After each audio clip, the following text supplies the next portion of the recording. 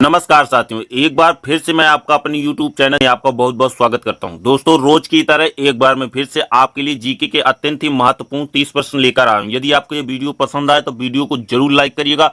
यदि चैनल पर पहली बार आए तो चैनल को जरूर सब्सक्राइब करिएगा, क्योंकि हर रोज हम आपके लिए ऐसे ही वीडियो बनाकर लेकर आते हैं। तो सबसे पहले आपको नोटिफिकेशन मिलेगा यदि आप चैनल को सब्सक्राइब करेंगे, और अपने सच्चे दोस्त तक यदि वीडियो पसंद आए तो जरूर शेयर करिएगा। और दोस्तों, मैं यह भी उम्मीद करता हूं कि आप पूरा वीडियो देखते हुए जी हाँ दोस्तों 30 के 30 प्रश्नों के सही जवाब कमेंट बॉक्स में जरूर देंगे। तो चलिए दोस्तों, जल्दी से हम अपना पहला प्रश्न देख लेते हैं।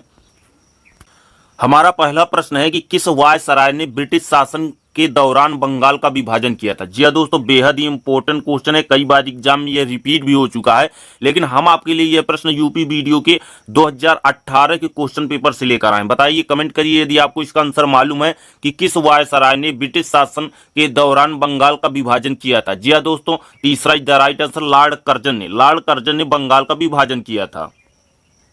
हमारा अगला और दूसरे नंबर का प्रश्न है कि भारत के किस बंदरगाह को अरब सागर की रानी के नाम से जाना जाता है। जी हाँ दोस्तों, बेहद ही इंपॉर्टेंट क्वेश्चन है, कई बार यह एग्जाम में पूछा गया प्रश्न है। यह प्रश्न हम आपके लिए महाराष्ट्र पुलिस, जी हाँ दोस्तों, महाराष्ट्र पुलिस में यह प्रश्न पूछा गया था कि भारत के किस बंदरगाह को अरब सागर की रानी के नाम से जानते हैं, यानी किस बंदरगाह को अरब सागर की रानी के नाम से जानते हैं। फटाक से कमेंट करके बताइए।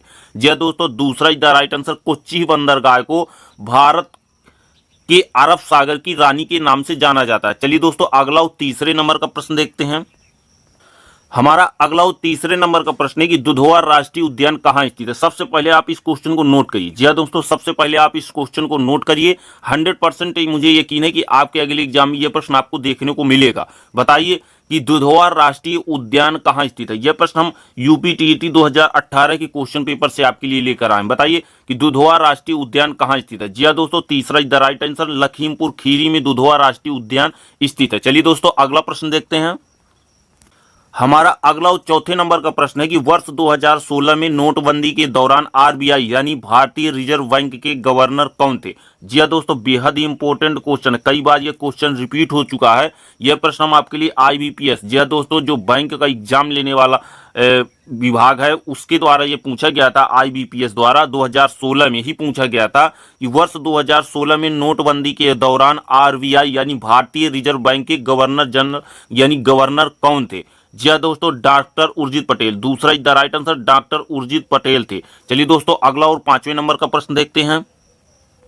एक और बेहद ही इंपॉर्टेंट प्रश्न। जी हाँ दोस्तों, पांचवा बेहद ही इंपॉर्टेंट प्रश्न है, आपको इसका आंसर मालूम होगा, इसलिए आप इसको बिना देर किए फटाक से कमेंट करके बताइएगा कि भारत में राष्ट्रीय बालिका दिवस कब मनाया जाता है, या किस तारीख को मनाया जाता है। बेहद इंपॉर्टेंट है, यह प्रश्न हम आपके लिए यूपी पुलिस 2021 के क्वेश्चन पेपर से लेकर आए। बताइए कि भारत में राष्ट्रीय बालिका दिवस किस तारीख को मनाया जाता है। जी हाँ दोस्तों, पहला इज द राइट आंसर, 24 जनवरी को राष्ट्रीय बालिका दिवस के रूप में मनाया जाता है। दोस्तों, यदि आपको यह वीडियो पसंद आया तो वीडियो के लिए एक लाइक कर दीजिए। जी हाँ दोस्तों, हमारे लिए एक लाइक जरूर कर दीजिए इस वीडियो को। यदि चैनल को पहली बार आए, आपको लगे यह चैनल एग्जाम की दृष्टि से बेहद ही इंपॉर्टेंट क्वेश्चन हमारे लिए लेकर आए, तो चैनल को जरूर सब्सक्राइब कर लीजिएगा।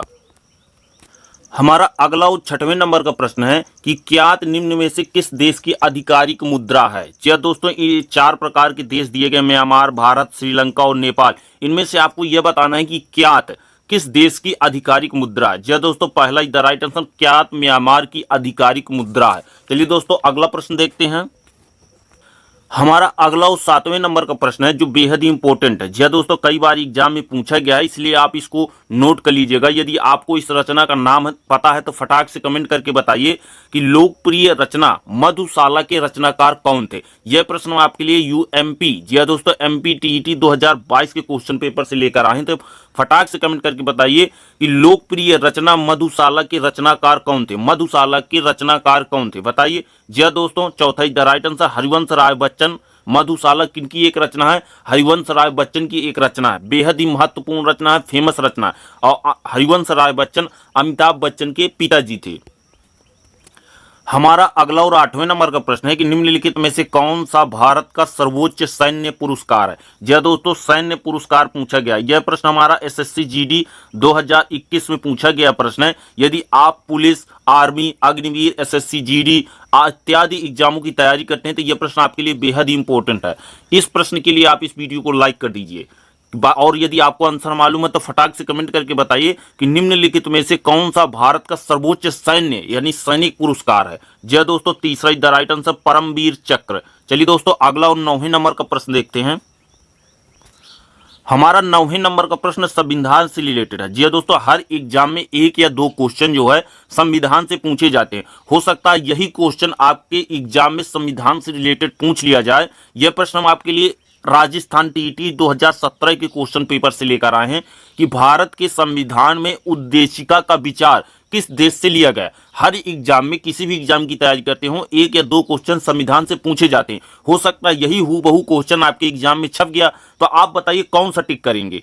बताइए कि भारत के संविधान में उद्देशिका, जी हाँ दोस्तों, उद्देशिका का विचार किस देश से लिया गया। जी हाँ दोस्तों, दूसरा इज द राइट आंसर संयुक्त राज्य अमेरिका के संविधान से लिया गया है।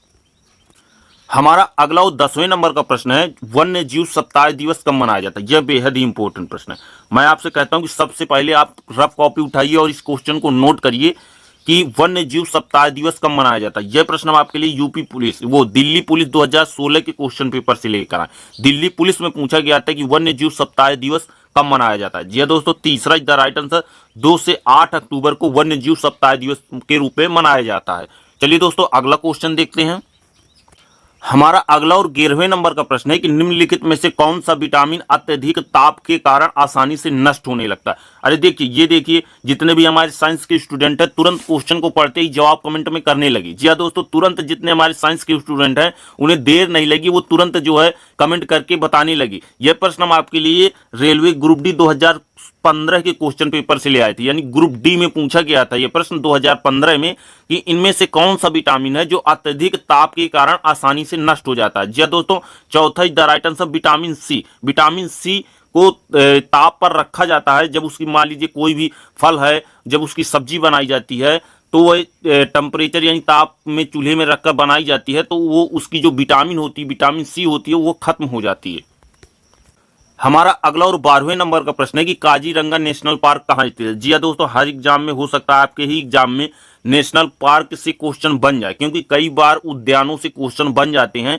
हो सकता है अगर आपके एग्जाम में भाग दिया, आपका साथ भाग्य ने दिया, तो हो सकता है यही क्वेश्चन आपके एग्जाम में फंस जाए जीके से कि काजीरंगा नेशनल पार्क कहाँ स्थित है। जी हाँ दोस्तों, पहला is the right answer Assam में। काजीरंगा नेशनल पार्क हमारा असम में स्थित है। हमारा अगला और 13वें नंबर का प्रश्न है जो संविधान से रिलेटेड है। जी हाँ दोस्तों, यह क्वेश्चन भी हमारा संविधान से रिलेटेड है। यह प्रश्न हम आपके लिए यूपीएससी के प्री एग्जाम से लेकर आए जो 2007 में पूछा गया था। जी हाँ दोस्तों, यूपीएससी का जो प्री एग्जाम हुआ था 2007 में, उसमें यह क्वेश्चन पूछा गया था। हूबहू हमने इस वीडियो में उस क्वेश्चन को उसी तरह रख दिया है कि संविधान में राज्य नीति के निर्देशक सिद्धांतों की अवधारणा किस देश के संविधान से ली गई है। 4 प्रकार के देश दिए गए हैं, उनमें से यह बताना है आपको कि संविधान में राज्य नीति के निर्देशक सिद्धांतों की अवधारणा किस देश के संविधान से ली गई है। इंपॉर्टेंट है, नोट जरूर कर लीजिएगा रफ कॉपी में। तीसरा is the right answer Ireland से। आयरलैंड से राज्य के नीति के निर्देशक सिद्धांतों की अवधारणा को लिया गया है हमारे भारतीय संविधान में। चलिए दोस्तों, अगला क्वेश्चन देखते हैं। हमारा अगला 14वें नंबर का प्रश्न भी संविधान से रिलेटेड है। जी हाँ दोस्तों, यह क्वेश्चन भी संविधान से रिलेटेड है, इसलिए मैं फिर से एक बार आपको कहूंगा कि इस क्वेश्चन को भी आप रफ कॉपी में नोट कर लीजिए। और यदि आपको इसका आंसर मालूम है तो फटाक से बिना देर किए कमेंट करिए और वीडियो को एक लाइक कर दीजिए। जी हाँ दोस्तों, हम आपके लिए एक एक प्रश्न जाने कहां से ढूंढ कर लेकर आते हैं, इसलिए एक लाइक वीडियो को कर दीजिए। और यदि पहली बार चैनल के लिए आए हैं, आपको लगे कि यह चैनल बेहद ही इंपॉर्टेंट है एग्जाम की दृष्टि से, तो चैनल को जरूर सब्सक्राइब कर लीजिएगा। यह प्रश्न हम आपके लिए एमपीपीसीएस के प्री एग्जाम 2017 के क्वेश्चन पेपर से लेकर आए हैं कि राष्ट्रपति संविधान के किस अनुच्छेद के अंतर्गत राष्ट्रीय आपातकाल की घोषणा कर सकते हैं। हूबहू जिस तरह पूछा गया था उसी तरह हमने इस क्वेश्चन को रख दिया। बताइए कि राष्ट्रपति संविधान के किस अनुच्छेद के अंतर्गत राष्ट्रीय आपातकाल की घोषणा कर सकते हैं। जी हाँ दोस्तों, तीसरा इज द राइट आंसर अनुच्छेद 352 के तहत राष्ट्रपति राष्ट्रीय आपातकाल की घोषणा कर सकते हैं। हमारा अगला और 15वें नंबर का प्रश्न है जो बेहद ही इंपॉर्टेंट है और कई बार एग्जाम में पूछा जाता है। हर स्टेट के, जी हाँ दोस्तों, आप किसी भी स्टेट में रहकर आप तैयारी क्यों ना करते हो या किसी भी स्टेट से संबंधित स्टूडेंट क्यों ना हो, लेकिन उत्तर प्रदेश एक बेहद ही महत्वपूर्ण स्टेट है हमारे भारत देश का, तो उससे एक या दो क्वेश्चन किसी भी स्टेट में पूछ लिए जाते हैं। जैसे आप एमपी में रहते हैं तो उत्तर प्रदेश से एक या दो क्वेश्चन आपके एग्जाम में पूछे जाएंगे। आप किसी भी राज्य में क्यों ना रहते हो, उत्तर प्रदेश से एक या दो क्वेश्चन आपके एग्जाम में बनेंगे ही बनेंगे, और सेंट्रल के एग्जाम में तो बनते ही बनते हैं। उत्तर प्रदेश के किस जिले में यूरेनियम पाया जाता है, बताइए, फटाक से कमेंट करके बताइए कि उत्तर प्रदेश के किस जिले में यूरेनियम पाया जाता है। चौथा द राइट आंसर, ललितपुर में यूरेनियम पाया जाता है उत्तर प्रदेश के। हमारा अगला और 16वें नंबर का प्रश्न है कि किस नदी को बांग्लादेश में पद्मा के नाम से पूछा जाना जाता है या माना जाता। हमारा अगला और 16वें नंबर का प्रश्न है कि किस नदी को बांग्लादेश में पद्मा के नाम से जाना जाता है। बेहद ही इंपॉर्टेंट प्रश्न है। यह प्रश्न हम आपके लिए यूपी टीईटी 2021 के क्वेश्चन पेपर से लेकर आए। बताइए, इंपॉर्टेंट है, नोट कर लीजिएगा। नदी से रिलेटेड क्वेश्चन आपके एग्जाम में यह बन सकता है कि किस नदी को बांग्लादेश में पद्मा के नाम से भी जाना जाता है। जी हाँ दोस्तों, तीसरा द राइट आंसर, गंगा को बांग्लादेश में पद्मा के नाम से जानते हैं। चलिए दोस्तों, अगला और 17वें नंबर का क्वेश्चन देखते हैं। तब तक यदि आपने अब तक वीडियो को लाइक नहीं किया तो लाइक कर दीजिए। पहली बार चैनल पर आए, आपको लगे इंपॉर्टेंट चैनल है तो चैनल को जरूर सब्सक्राइब कर लीजिए। हमारा अगला 17वें नंबर का प्रश्न है कि झीलों के अध्ययन को क्या कहते हैं। बताइए, टोपोलॉजी, लिम्नोलॉजी, हाइड्रोलॉजी या पोटोमोलॉजी। बताइए कि झीलों के अध्ययन को क्या कहते हैं। इंपॉर्टेंट है, क्वेश्चन बन सकता है एग्जाम में। जी हाँ दोस्तों, दूसरा द राइट आंसर, लिम्नोलॉजी। झीलों के अध्ययन को हम लिम्नोलॉजी कहते हैं।